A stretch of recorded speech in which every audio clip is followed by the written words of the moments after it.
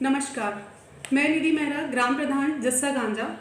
आज आप सभी से बात करने के लिए मुझे इस मल्टीमीडिया का सहारा लेना पड़ रहा है, क्योंकि इस समय के हिसाब से ना तो हम एक दूसरे से मिलने के लिए अलाउड हैं या किसी के घर पर जाने के लिए, या फिर आप लोग मेरे पास आने के लिए, क्योंकि आप सभी को पता है इस समय स्थिति कैसी चल रही है, कैसा वायरस चल रहा है, जिसकी वजह से हमें कुछ सावधानियां बरतनी पड़ेंगी।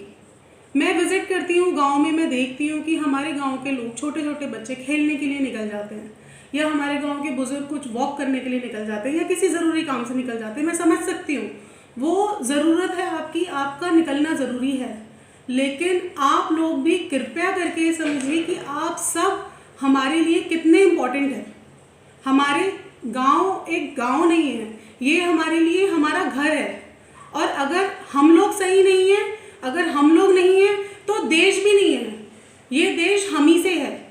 तो आपसे मेरी विनती है, कृपया करके लॉकडाउन पीरियड में अपने घर पर ही रहें, और अगर किसी को देखें आता जाता निकलता हुआ, या आपको लगे वो बेवजह निकल रहा है, फिजूल निकल रहा है, तो अपना कर्तव्य निभाएं, उसको रोकें वहीं पे और बोलें कि नहीं बेटा घर जाइए, ये अलाउड नहीं है।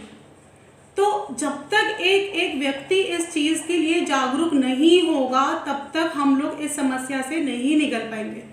14 दिन रहिए, 21 दिन रहिए घर में, या जिंदगी भर रहिए, या कभी ना रहने वाला सिस्टम हो जाए तो वो भी बहुत गलत है। इस समय आप संदिग्ध परिस्थितियां देख रहे हैं, हम सभी देख रहे हैं संदिग्ध परिस्थितियां, कि कुछ जो लोग हैं उन्होंने ऐसी स्थिति बीच में डाल दी है।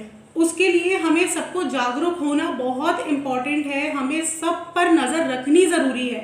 अगर हमें हमारे गांव में कोई ऐसा व्यक्ति दिखता है जिसका संबंध इस ग्राम से नहीं है, हमारे जस्सा गांजा से नहीं है, आप उसी समय संपर्क करिए आशा वर्कर से, आंगनवाड़ी केंद्र में जो मैडम है उनसे, अपने ग्राम प्रधान से।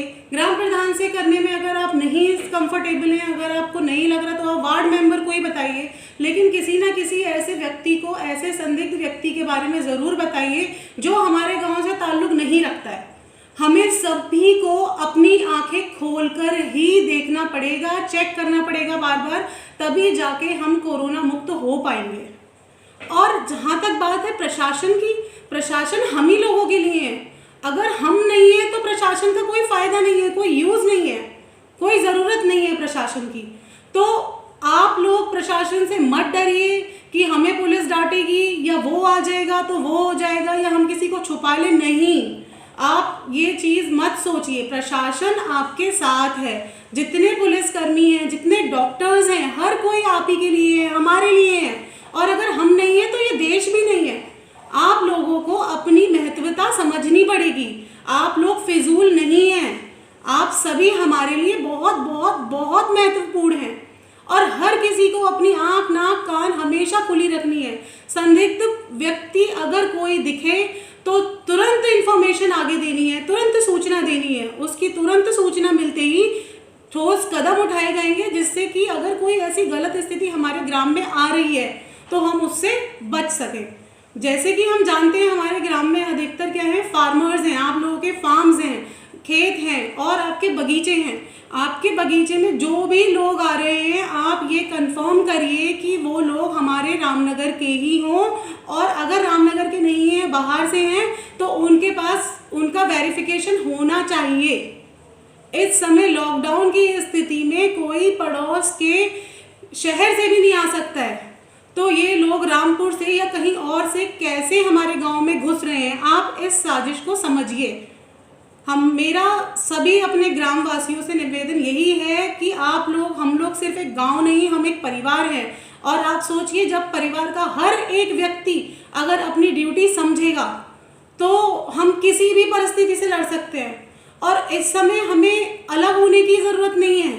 अगर हम आज भी ऐसी स्थिति में भी हम एक नहीं हुए, तो शायद हमें कभी एक होने का मौका ना मिले। और जहां बात आएगी राष्ट्र हित की, तो मैं किसी भी व्यक्ति के लिए अपनी आंख बंद नहीं करूंगी, किसी के लिए भी मैं इग्नोरेंस बर्दाश्त नहीं करूंगी।